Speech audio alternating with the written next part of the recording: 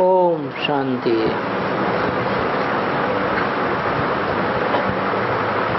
अट्ठाईस जून 1964 की वाणी चल रही है।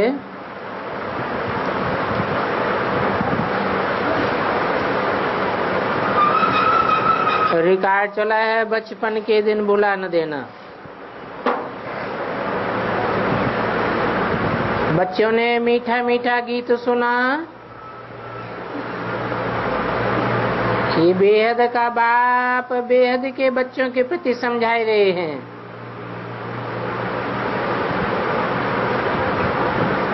परमपिता परमात्मा उसको ही कहा जाता है।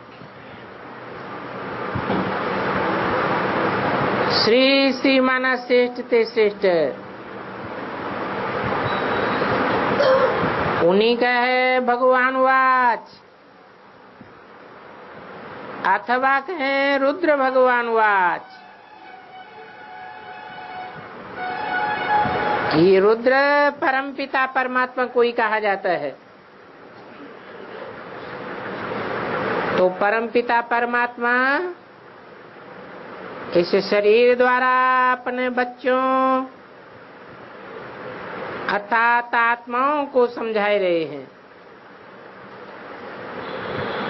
ऐसे और कोई मनुष्य साधु संत आदि नहीं कहेंगे कि तुम आत्मा हो।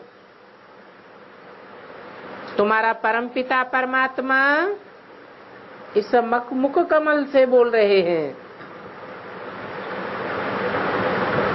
इस मुख कमल को कहते हैं गौमुख।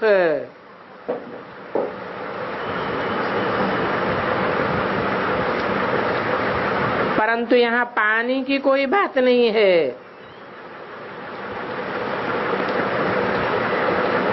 ये तो ज्ञान जल है। ज्ञान जल देने वाला ज्ञान सागर बाप है। क्योंकि ये श्री श्री 108 रुद्रमाला व शिवमाला है। तो पहले पहले ये पक्का निश्चय करो कि शिव बाबा हम आत्माओं को पढ़ाए रहे हैं।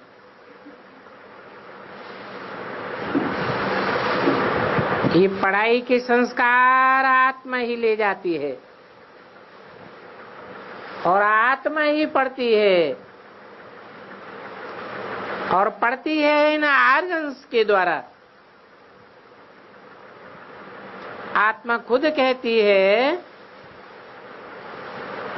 मैं एक शरीर छोड़ दूसरा लेता हूँ, भिन्न नाम रूप देश काल में लेता हूँ।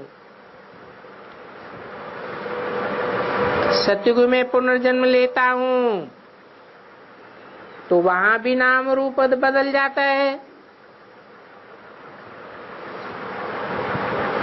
ये बोलने वाला कौन है? आत्मा ही बोलती है। सतयुग में हूं तो पुनर्जन्म सतयुग में लेता हूं। बाप समझाते हैं तुम स्वर्ग में हो तो पुनर्जन्म वहां लेते हो।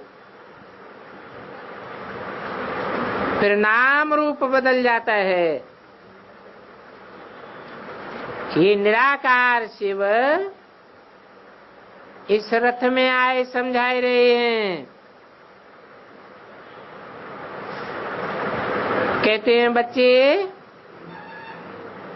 अब तुम हमारे बने हो।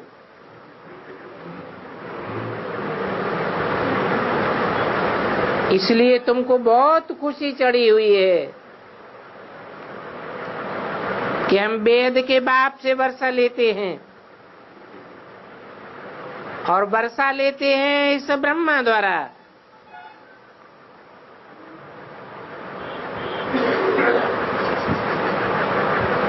वर्षा है मुक्ति जीवन मुक्ति का।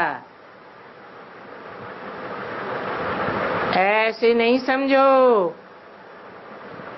कि ब्रह्मा ने तो शरीर छोड़ दिया, अब ब्रह्मा द्वारा वर्षा कैसे मिलेगा?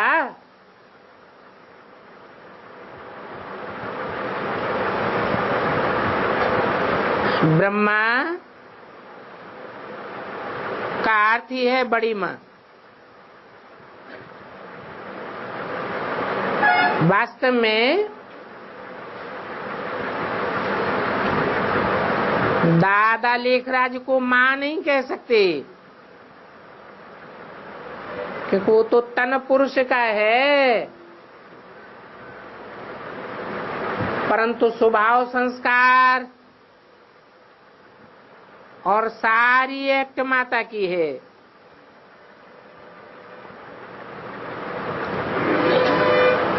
तो जब वो शरीर छोड़ते हैं तो कोई माता के तन में प्रवेश करके ये पार्ट बजाते हैं,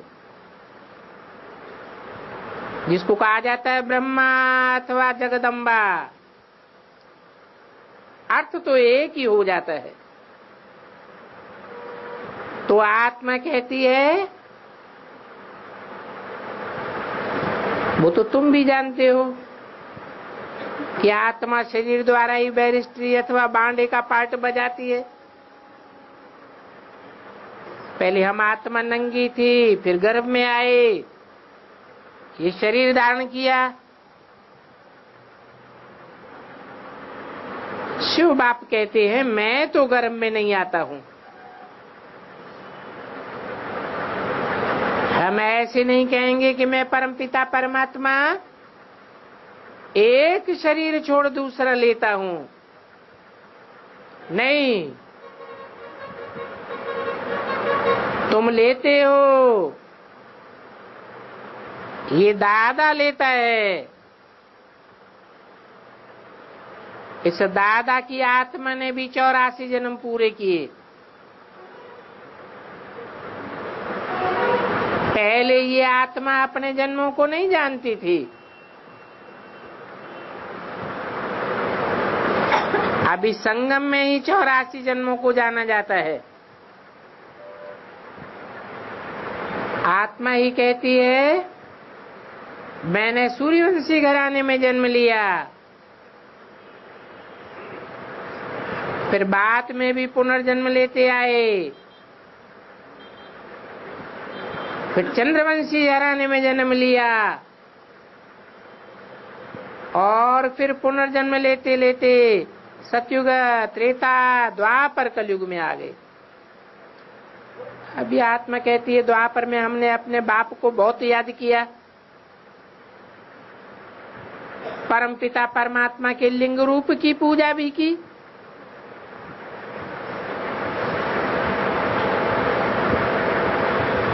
मैं आत्मा सतयुग में मालिक थी, वहां किसकी पूजा नहीं करते थे, वहां स्वर्ग में भक्ति होती ही नहीं। आधा कल्प हमने भक्ति की है, अभी फिर बाप की गोद में आए हैं। अभी तुम सब निराकार की गोद में आए हो और आए हो साकार बाप के द्वारा। बाप कहते हैं अभी ये ईश्वरीय जन्म भूल नहीं जाना,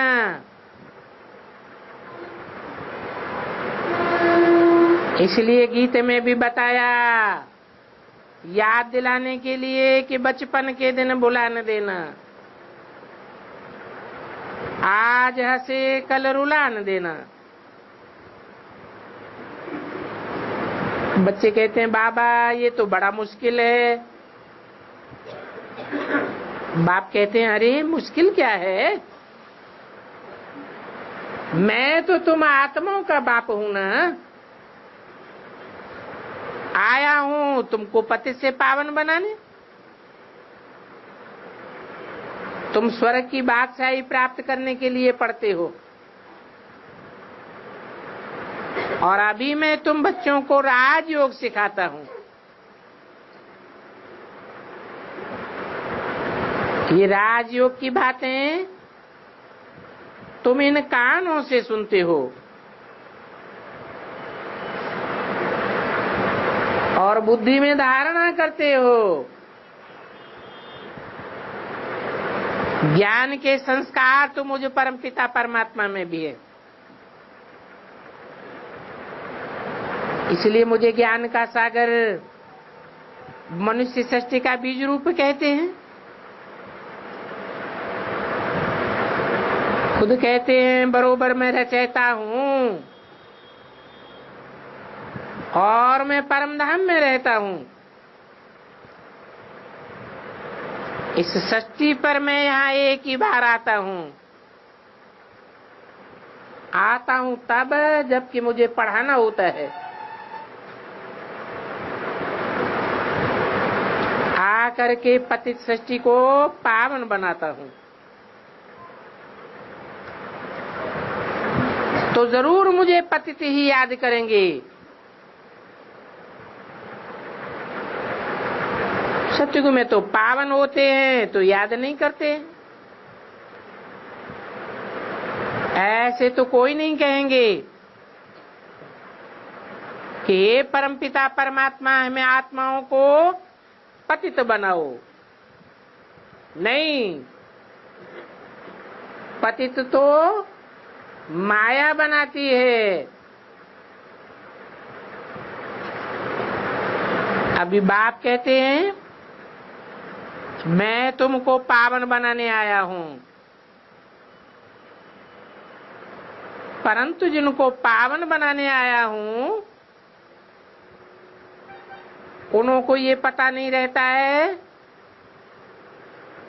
कि मैं कब आता हूं।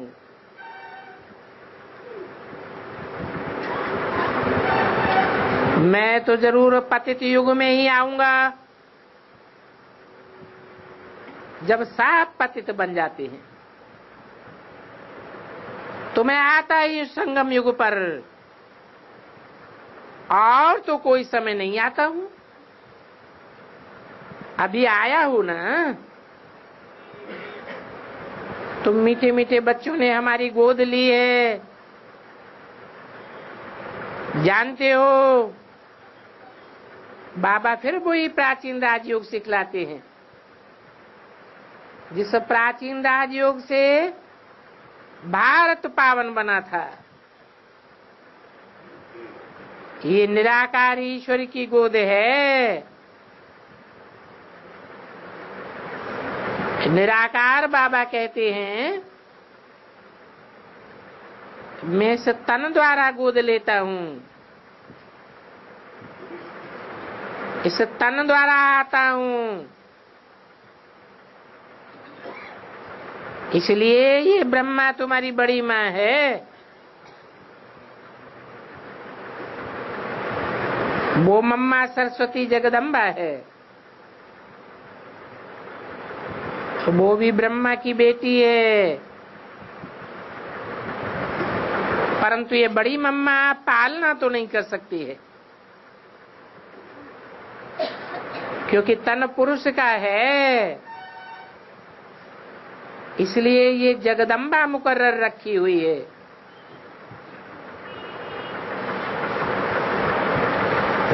परंतु इस ब्रह्मा के शरीर को जगदम्बा नहीं कहेंगे।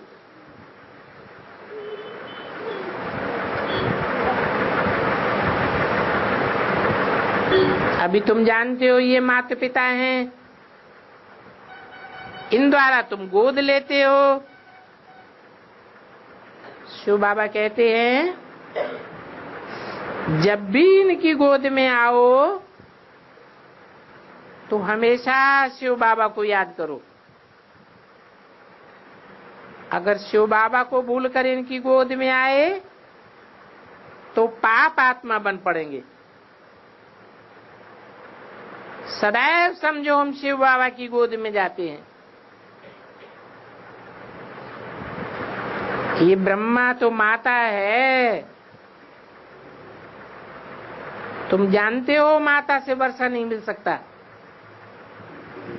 वर्षा तो फिर भी बाप से मिलेगा। इस ब्रह्मा माता की तुम मुखवंशावली हो। बाप कहते हैं बच्चे मेरा बन करके स्वर्ग की बादशाही लेने के लिए पुरुषार्थ करते करते फिर कहा तुम माया की युद्ध में हार नहीं जाना, भाग नहीं जाना। 28 से 64 की वाणी का दूसरा पेज। इसलिए बार बार कहते हैं ये ईश्वरीय बचपन भुलाए नहीं देना। अगर भुलाए दिया तो रोना पड़ेगा। ये बी के सरस्वती जिसको जगदम्बा कहते हैं, वो पालना करने के निमित्त बनी हुई है। ये ब्रह्मा कैसे पालना कर सके?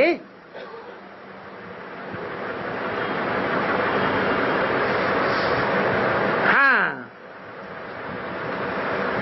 पहले पहले इन ब्रह्मा को मिलता है, क्योंकि पहले इनके कान सुनते हैं। फिर है जगदम्बा संभाल के लिए।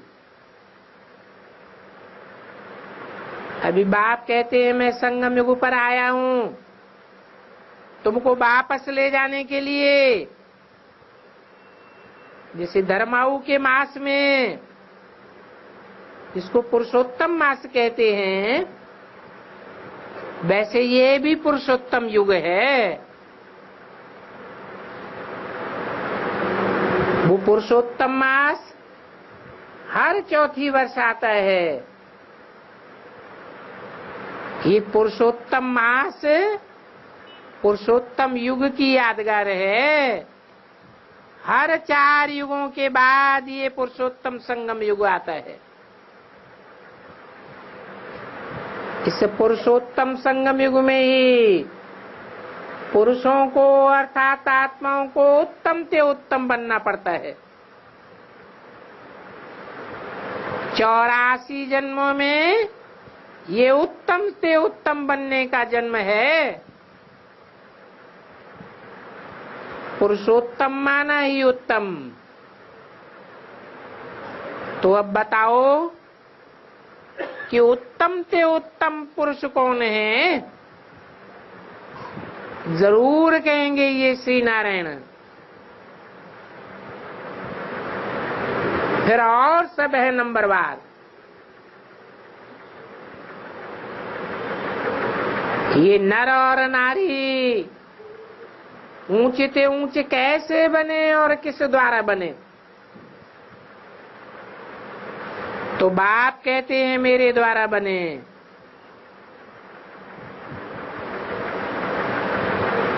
मेरा नाम भी है श्री श्री, अर्थात श्रेष्ठ ते श्रेष्ठ।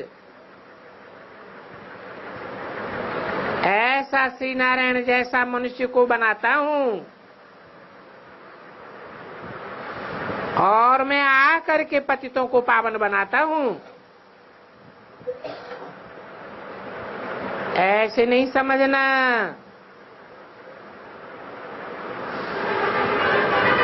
कि ब्रह्मा चला जाता है तो बाप भी चले जावेंगे। ब्रह्मा ज्ञान सुनाकर चला जाता है, बाद में तुम अपने पुरुषार्थ से पति से पावन बनते रहेंगे। ऐसे नहीं समझ लेना।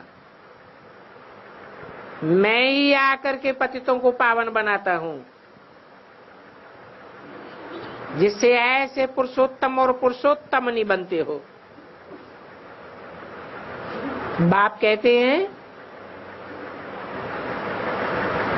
ये देह सहित देह के जो भी संबंध हैं, देह के जो भी पदार्थ हैं, सबको भूलते जाओ और सबको भूलकर मुझे एक बाप के साथ योग लगाओ। तुम कहते हो कि हम बाप के बच्चे बने हैं, बाप के स्थापन किए हुए स्वर्ग के हम मालिक बनते हैं। तो बाप कहते हैं माम एकम याद करो। ये आत्मा की अथवा बुद्धि की यात्रा है। धारणा सारी बुद्धि को करनी है। शरीर तो जड़ है। आत्मा की प्रवेशता से ये चेतन बनता है। आत्मा प्रवेश न करे तो शरीर जड़ है।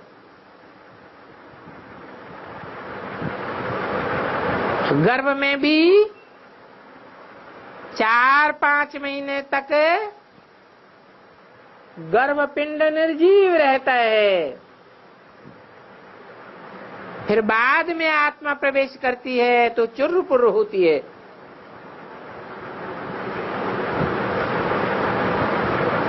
तो बाप कहते हैं मुझे एक को याद करो।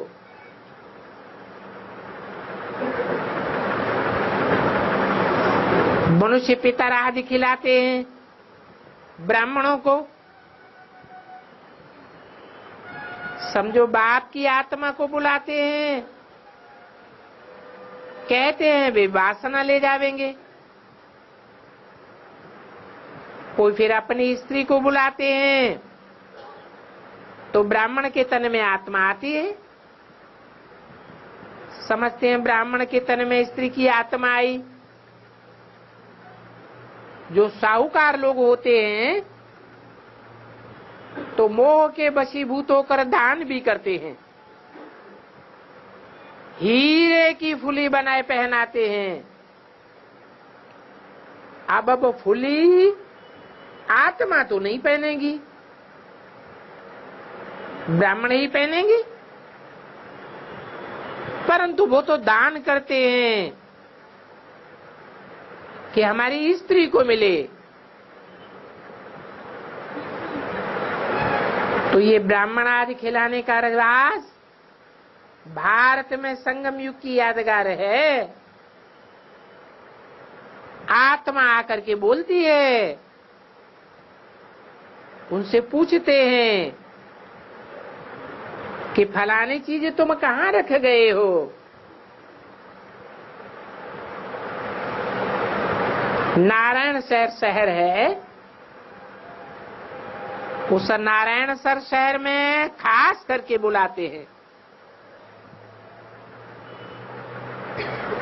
अभी तो आत्मा में वो ताकत ही नहीं रही है। तो ये सारी रस्म रिवाज बंद हो गई है। आगे तो बतलाते थे। छोटा बच्चा तो नहीं सुना सकेगा, इसलिए छोटे बच्चों के तन में तो नहीं बुलाते हैं, बड़े के तन में बुलाते हैं। तो बाप समझाते हैं लाडले बच्चे, ये याद की मंजिल बड़ी लंबी है। तीर्थों पर तो लोग चक्कर लगा करके लौट आते हैं। जब कोई तीर्थों पर जावेंगे तो कब विकार में नहीं जावेंगे। क्रोध लोभ मोह आदि हो जाए वो दूसरी बात है, परंतु पवित्र जरूर रहेंगे। वो तो फिर घर में लौट आते हैं तो अपवित्र बन पड़ते हैं।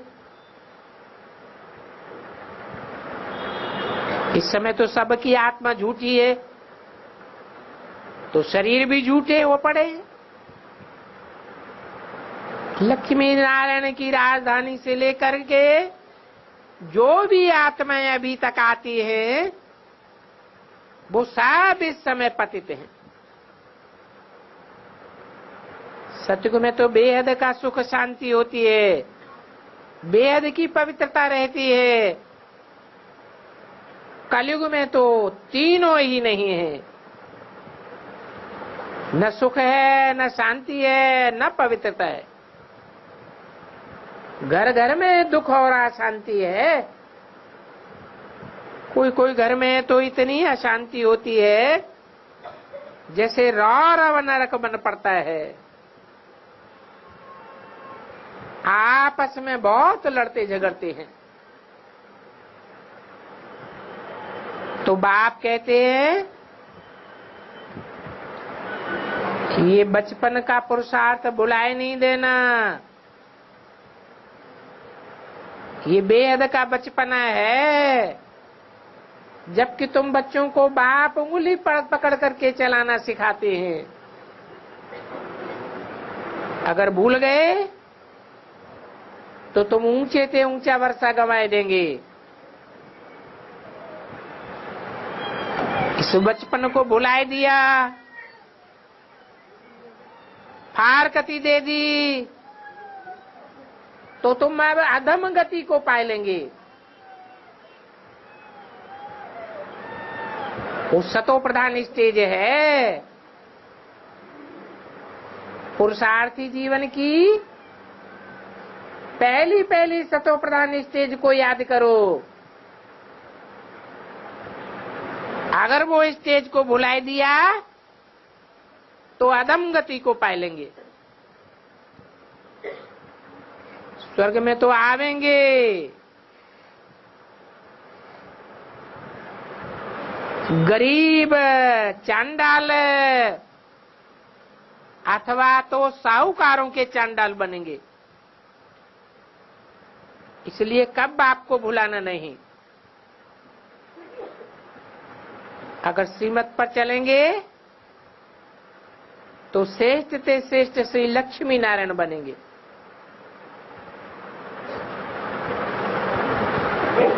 सीताराम तो त्रेता में आ जाते हैं, तो उनकी 2 कला कम हो गई। इसलिए इसको क्षत्रियपने की निशानी दे दी है। बाकी ऐसे नहीं है कि वहां त्रेता में कोई राम रावण की लड़ाई लगी थी।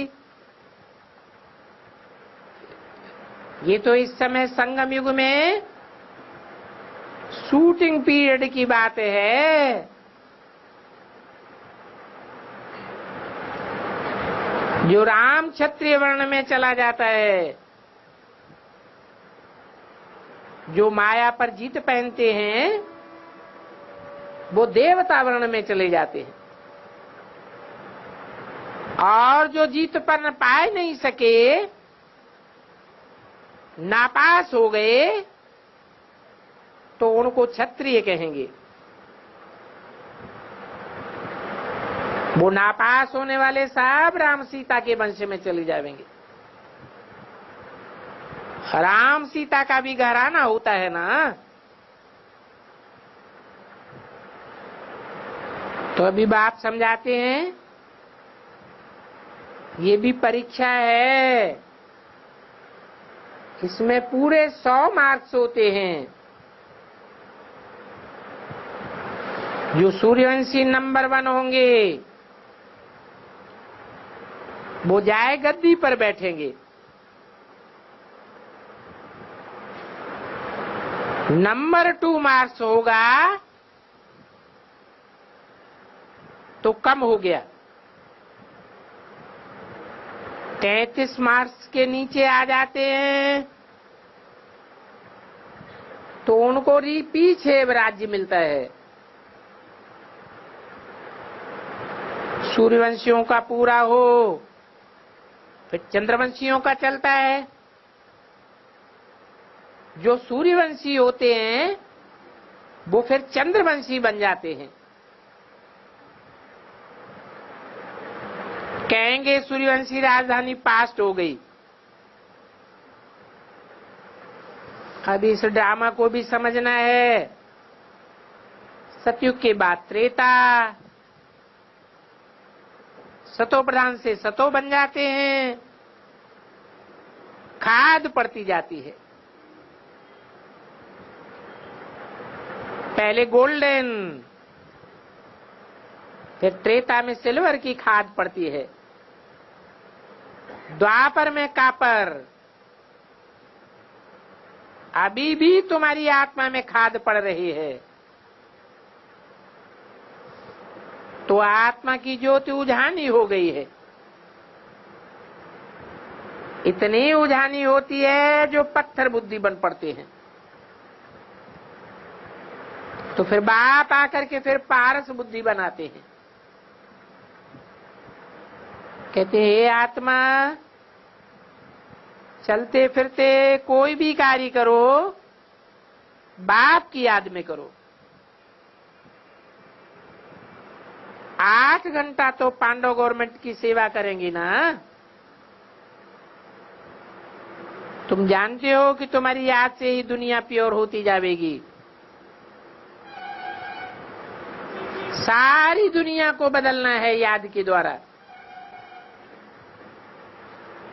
तुम पति सृष्टि को पावन बनाने में बाबा की बहुत मदद करते हो।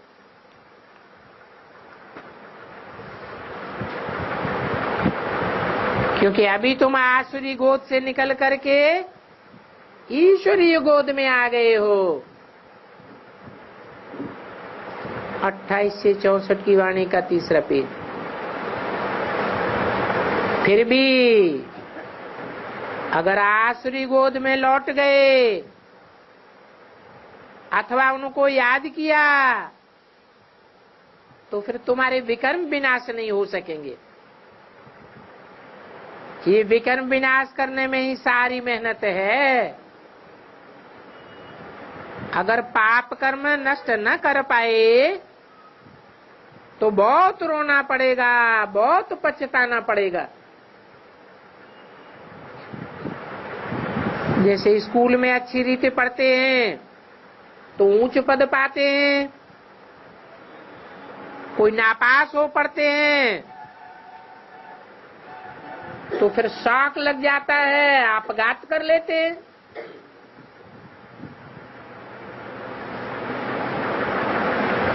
तो अगर बाप को पिछाड़ी में भूल गए अथवा फारकती दे दी तो तुम बहुत रोएंगे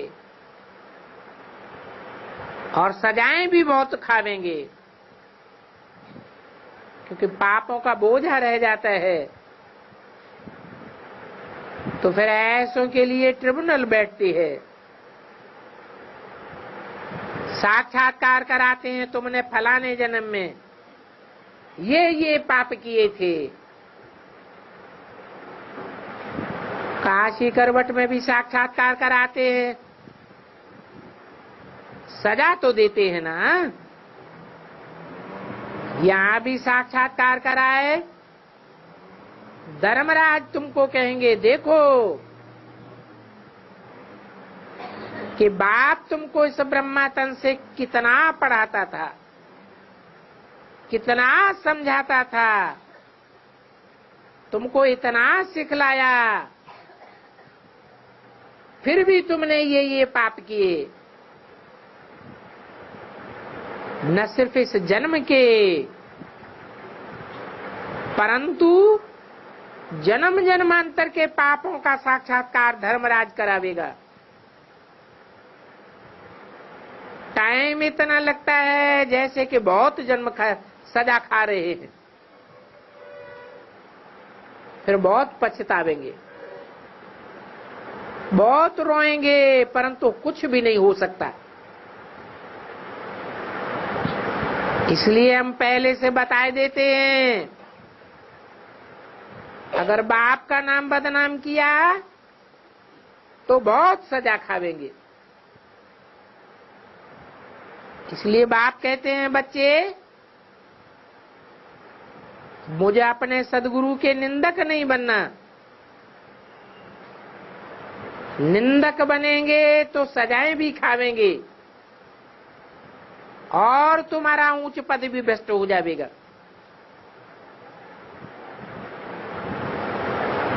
मनुष्यों ने फिर उन कलयुगी गुरुओं के लिए समझ लिया है,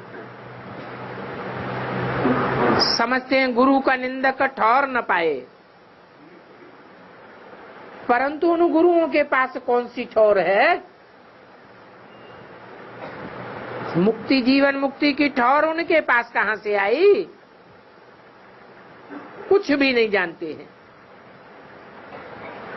ठौर तो तुम बच्चों को अभी पाना होता है।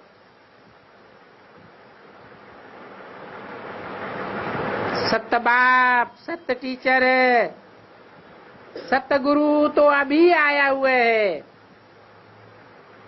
अभी बाप कहते हैं बच्चे अच्छी तरह याद रखना, ये तुम्हारा जीवन भी वहीं तक है जहां तक ये ब्रह्मा का शरीर है। ब्रह्मा कोई एक का नाम नहीं है। जिस तन में भी प्रवेश करता हूं उसका नाम ब्रह्मा रखना पड़े। 100 वर्ष के बाद ये ब्रह्मा नष्ट हो जाता है, विनाश को पाता है।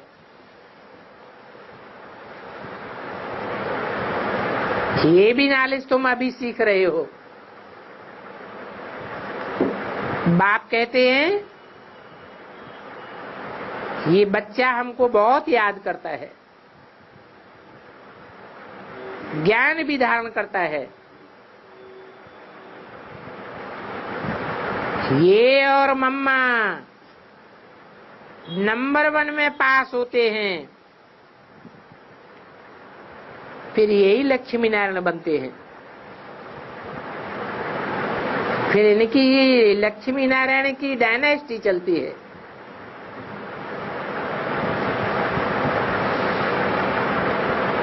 सब बच्चे पुरुषार्थ करते हैं। हम भी मम्मा बाबा में सल मेहनत करके उनके तख्त के मालिक बने,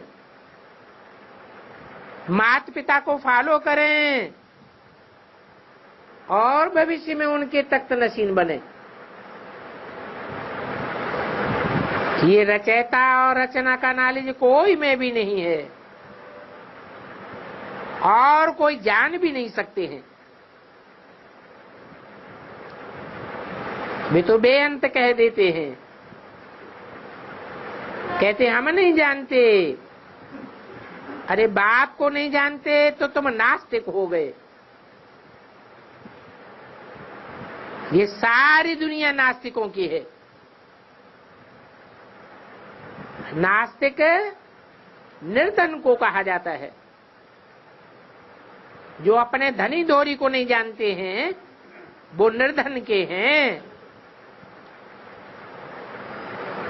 ये भारतवासी भी न जानने के कारण अब दुखी हो गए, लड़ते झगड़ते रहते हैं, पानी के लिए लड़ते हैं, आकाश के लिए लड़ते हैं, जमीन के लिए लड़ते हैं। तो बाप कहते हैं सब निर्धन के नास्तिक हैं। बल कितना भी दुनिया का बड़ा विद्वान हो वो भी अभी नास्तिक है। नास्तिक इसलिए कि वो विद्वान पंडित आचार्य भी कहते हैं ईश्वर सर्वव्यापी है। ईश्वर सर्वव्यापी है अर्थात एक व्यापी नहीं है, तो कोई उनका धनी धोड़ी एक नहीं है। ऐसे कहकर कि ये सब पाप करते रहते हैं, पाप आत्मा बन पड़े हैं। सबसे बड़े पाप आत्मा है ये लौकिक गुरु।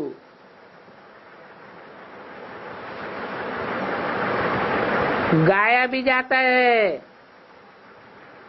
एक सदगुरु तारे वो ही पावन बनावे। पतित बनाने वाली माया है। माया की मत पर चलने वाले और चलाने वाले ये कलयुगी गुरु लोग हैं। जा करके गंगा स्नान करते हैं, उस गंगा को पतित पावनी समझते हैं। सब पतित लोग जाते हैं पाप धोने के लिए, परंतु वो सब हैं तो पानी की नदियां। पानी को पानी को बिलोने से कोई मक्खन थोड़े ही निकलता है। पानी में क्या सार निकलेगा? तो वो पानी तो पावन कर नहीं सकता। ये तो ज्ञान सागर है। ज्ञान सागर का मंथन गाया हुआ है। सागर मंथन हुआ तो रतन निकले, बाकी वो पावन तो पानी द्वारा नहीं हो सकते। ये गंगा कैसे ज्ञान की शिक्षा देगी? इसलिए बाप कहते हैं ये सब गुरु लोग पतित हैं। आत्मा को निर्लेप कहना ये रांग है। आत्मा को ही लेप छेप लगता है तो आत्मा ही पतित बनती है, क्योंकि सब संस्कार अच्छे और बुरे आत्मा में ही रहते हैं। कहते भी है ये आत्मा के 5 जन्मों के कर्मों का फल है। अभी बाप से तुम ऐसे सीखते हो कर्म जो 21 जन्म तुम सबको कभी कर्म नहीं कूटने पड़ेंगे। बाप आकर के तुमको एकदम कर्मातीत अवस्था में पहुंचाए देते हैं। भगवान वाच, हे बच्चे, मुझ बाप अथवा साजन को कभी फारकती नहीं देना। फारकती देने का तो कभी संकल्प ही नहीं आना चाहिए। कब स्त्री को, पति को डाइवोर्स देने का संकल्प नहीं आवेगा। बच्चा कब बाप को फारकती नहीं देगा। आजकल तो पतित बन पड़े हैं तो बहुत फारकती देते हैं। सतयुग में तो कब फारकती नहीं देते हैं, क्योंकि वहां तुम अभी के पुरुषार्थ की प्रारब्ध भोगते हो। इसलिए कोई भी दुख अथवा फारकती का प्रश्न ही पैदा नहीं होता। ये आत्मा की यात्रा परमपिता परमात्मा के पास जाने के लिए निराकार बाबा, निराकार तुम आत्माओं से बात करते हैं, इस ब्रह्मा मुख के द्वारा बात करते हैं। तो अभी तुम जानते हो कि ये गौमुख है, ये बड़ी मां है और तुम इनके मुख वंशावली हो।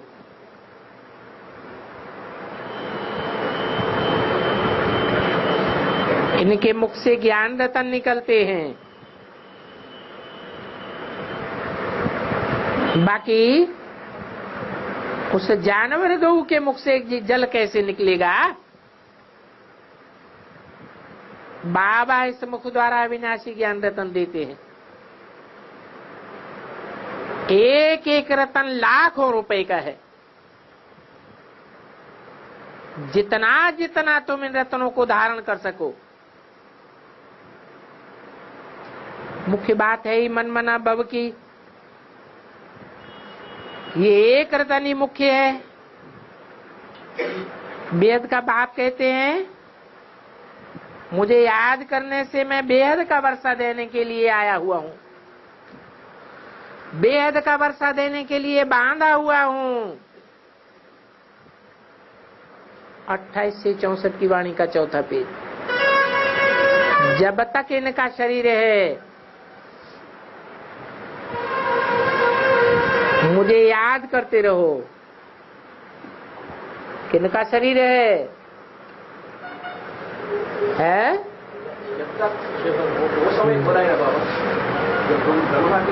64 की वाणी है। जब तक इनका शरीर है मुझे याद करते रहो। ये नहीं कहा जब तक इसका शरीर है। इसका माने एक का और इनका माने दो का। दो में भी इनका कहा जाता है जिसके प्रति ज्यादा रिगार्ड दिया जाता है। दो मुख्य आत्माएं हैं रंगमंच पर, एक हीरो और एक हीरोइन। तो इनका की तरफ इशारा दिया है प्रजापिता ब्रह्मा की तरफ कि जब तक इनका शरीर है मुझे याद करते रहो। याद करते रहेंगे तो तुमको स्वर्ग की बादशाही ही देंगे।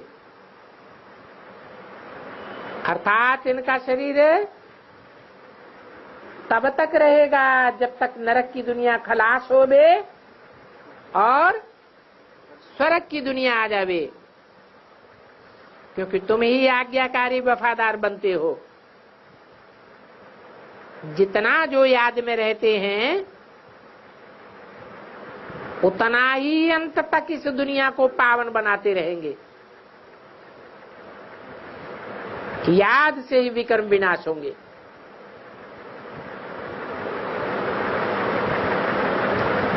ये माया रावण तुमको भुला देती है, इसलिए बाप खबरदार करते हैं कभी बाप को नहीं भुला देना, क्योंकि मैं तुमको लेने के लिए आया हुआ हूं। ये नाटक सतयुग से लेकर के फिर रिपीट होगा। मैं तो सतयुग का मालिक नहीं बनूंगा, तुमको ही सतयुग की राजाई देता हूं। फिर मैं तो आधा कल्प के लिए निर्वाण में बैठ जाऊंगा। फिर आधा कल्प मुझे कोई भी याद नहीं करेंगे। फिर द्वापर युग से जब दुख शुरू होगा तो मुझे याद करते हैं। कहते भी हैं दुख में सुमिरन सब करें, दुख में सब याद करते हैं। कहते हैं अरे भगवान ने हमारे बच्चे को ले लिया, ये तो बड़ा जुल्म कर दिया। अभी बाप कोई थोड़े ही जुल्म करते हैं। बाप कहते हैं मैं तो कब दुख नहीं देता हूं, ये दुख माया देती है। मैं जो राज्य स्थापन करता हूं उस मेरे राज्य में तो कभी अकाल मृत्यु नहीं होता, और वहां इतने बच्चे भी पैदा नहीं होते हैं। वहां तो होता ही है एक बच्चा और एक बच्ची, बाद में फिर दो भी होते हैं। शास्त्रों में दिखाया है लव और कुश हुए, तो ये निशानी है। बाकी कोई दूब आदि से पैदा नहीं होते हैं कि कोई कुशा घास है कांटे वाली जिससे कुश पैदा हुआ। ये तो योग बल की बात है। तो बाप कहते हैं मुझे याद करो, तो इस याद से तुम्हारे विकर्म विनाश हो जाएंगे।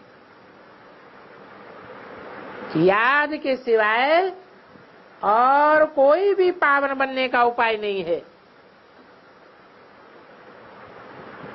हाँ, दूसरा उपाय है, सजाएं खा करके सब हिसाब किताब चुकतू कर लेंगे।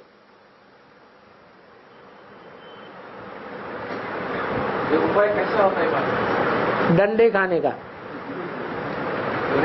तो बाप मिला, बाकी और क्या चाहिए? गरीब को अथवा साहूकार को बाप मिला तो बस उनको याद करेंगे। आत्मा ही कहती है मैं इस समय गरीब हूं, मैं साहूकार हूं। बाप कहते हैं कोई गरीब हो अथवा साहूकार हो, कोई भी हो मुझे याद करो। गरीब दुखी होते हैं तो याद करते हैं। साहूकारों को सुख का नशा ज्यादा होने लग पड़ता है, वो सुख का नशा होने के कारण याद नहीं करते हैं। इसलिए बाप को गरीब निवाज कहा जाता है। इस दुनिया में सबसे पहले गरीब तो है कन्याएं।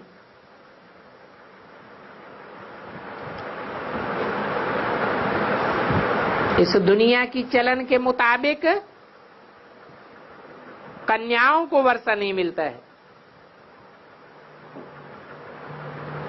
वो बेचारी हाफ पार्टनर भी नहीं है। इसलिए सब माताओं को आगे करते हैं। अभी तुमको तो सांप का उद्धार करना है। तुम्हारी ये यात्रा बड़ी लंबी है। जहां तक जीना है वहां तक बाप को याद करना है और बाप का ही होकर के रहना है। अपना चार्ट रखो, देखो कि हम कितना समय योग में रहे। 8 घंटा तो जरूर याद करना है।